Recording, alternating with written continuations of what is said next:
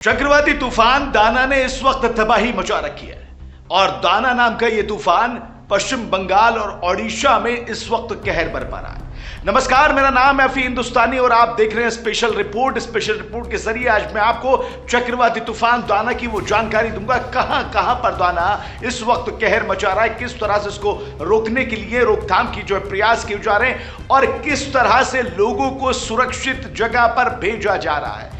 चक्रवाती तूफान की वजह से ओडिशा और पश्चिम बंगाल के कई इलाकों में भारी बारिश और तबाही हुई है। तेज हवाओं की वजह से लोगों की मुसीबतें और ज्यादा बढ़ गई हैं। वहीं 10 लाख लोगों को सुरक्षित स्थानों पर भेजा गया है। दाना का लैंडफॉल जारी है। दाना तूफान का लैंडफॉल शुरू हो चुका है। चक्रवाती तूफान दाना ओडिशा के तट से टकरा गया है। ओडिशा के धामरा तट देर रात तक तूफान ने दस्तक दी। इस दौरान हवा की गति करीब 110 किलोमीटर प्रति घंटे की रफ्तार से चलती रही।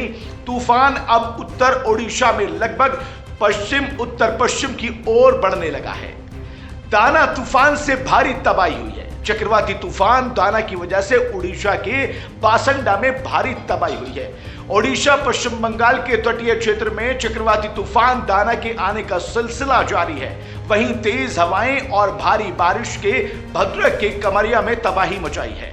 चक्रवाती तूफान दाना के कारण जारी तेज हवाएं और भारी बारिश से धामरा में कई पेड़ गिर गए, जिसकी वजह से एक बड़ी तबाही और बड़ा नुकसान देखने को मिल रहा है। दाना के खतरे को देखते हुए एनडीआरएफ, एसडीआरएफ और कोस्ट गार्ड को तैनात किया गया है। चक्रवाती तूफान का असर रेल और विमान सेवाओं पर भी पड़ रहा है। 500 से ज्यादा ट्रेनों को रद्द कर दिया गया है। वहीं ओडिशा और बंगाल में 16 घंटों के लिए उड़ानों पर रोक लगा दी गई थी। हालांकि दोनों ही जगहों पर उड़ानें फिर से अब शुरू हो चुकी हैं। पेड़ उखड़ चुके हैं, बिजली के तार टूट चुके हैं। पश्चिम बंगाल के पूर्वी मेदिनीपुर में चक्रवाती तूफान का सबसे ज्यादा असर देखने को मिल रहा है और दींगा जैसी जगहों पर भारी बारिश भी हो रही है। बिजली के तार टूटने से कई जगह पर सेवाएं ठप पड़ गई हैं। वहीं कई जगहों पर पेड़ उखड़ गए हैं। अधिकारी अलर्ट पर हैं और सुबह अधिकारी हवाओं और भारी बारिश के कारण हुए नुकसान का आकलन भी वो कर रहे हैं। दाना का कहर अभी तक रुका नहीं है, बल्कि बताया जा रहा है कि अभी ये और जगह भी अपना कहर बरपाएगा। तूफान पिछले 6 घंटों में 15 किलोमीटर प्रति घंटे की गति से उत्तर पश्चिम की ओर बढ़ा। भीतरकनिका और भद्रक जिले के धामरा के बीच पहुंच चुका। हवा की गति करीब 110 किलोमीटर प्रति घंटे थी। चक्रवाती तूफान दाना का केंद्र जमीन पर पहुंचेगा तो हवा की गति 120 किलोमीटर प्रति घंटे की पहुंचने की उम्मीद बताई जा रही है।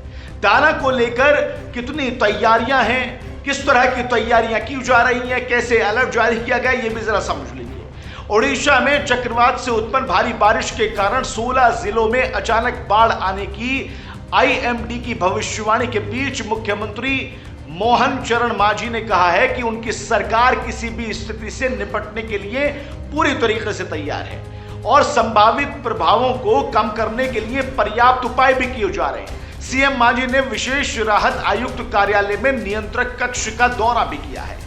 पीएम मोदी और गृह मंत्री ने भी इसकी जानकारी ली और लगातार इस तूफान के बारे में पल पल की अपडेट गृह मंत्री और प्रधानमंत्री मोदी लगातार ले रहे हैं। मुख्यमंत्री मोहन चरण मांझी ने बताया कि प्रधानमंत्री नरेंद्र मोदी और केंद्रीय गृह मंत्री अमित शाह ने तूफान से निपटने के लिए ओडिशा सरकार की तैयारियों के बारे में जानकारी ली है। पीएम मोदी और गृह मंत्री अमित शाह ने ओडिशा के सीएम मोहन मांझी से फोन पर बातचीत की और हर संभव मदद का आश्वासन भी दिया है।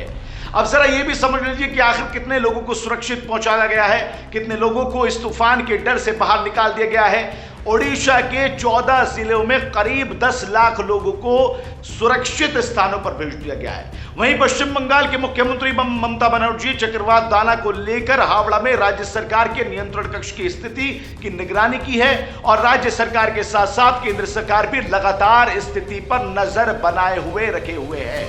चक्रवात दाना का असर कब होगा, कम होगा, नहीं होगा, जरा ये भी सुन लीजिएगा।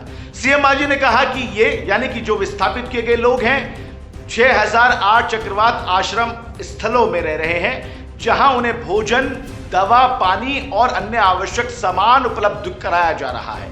चक्रवात की गति 100 से 110 किलोमीटर प्रति घंटा है और इसकी इसकी प्रक्रिया लगातार हो रही है। धीरे धीरे चक्रवात कमजोर होने की संभावना है। आज भी उत्तर ओडिशा में भारी बारिश होने की संभावना है। कुछ स्थानों में भारी बारिश की वजह से तबाही मची है और अभी भी भारी बारिश चल रही है। इसका प्रभाव आज पूरे राज्य में रहेगा। हालांकि कल तक इसका यानी कि दाना जो चक्रवात है इसका प्रभाव कम हो जाएगा, यह भी बताया जा रहा है। लेकिन फिलहाल दाना चक्रवात ने, दाना तूफान ने इस वक्त कोहरा मचा रखा है। दोनों ही राज्य इसकी चपेट में आए हुए हैं और दोनों ही राज्यों के मुख्यमंत्री लगातार इस पर नजर बनाए हुए हैं और लोगों को सुरक्षित स्थानों पर पहुंचा रहे हैं। साथ ही साथ इससे होने वाले प्रभाव को भी कैसे कम किया जाए, इस पर भी लगातार इसकी जो है बातचीत की जा रही है और उस जरूरी जो कार्य है वो किए जा रहे हैं। मुख्यमंत्री के साथ साथ प्रधानमंत्री नरेंद्र मोदी और गृह मंत्री अमित शाह भी जो है इस वक्त जो नजर पर डाले हुए हैं। लेकिन फिलहाल ये दाना चक्रवाती तूफान इस वक्त सबसे बड़ी समस्या दो राज्यों की बना हुआ है। देखना होगा कि इसका असर कब कम होगा, किस तरह से यहां पर लोगों को बचाया जाएगा और क्या कुछ दाना तूफान लेकर आएगा। फिलहाल मेरे साथ स्पेशल रिपोर्ट में इतना ही। देश और दुनिया की तमाम बड़ी खबरों के लिए लगातार आप जुड़े रहिए। नाउ नोएडा के साथ में दीजिए इजाजत। नमस्कार, आदाब।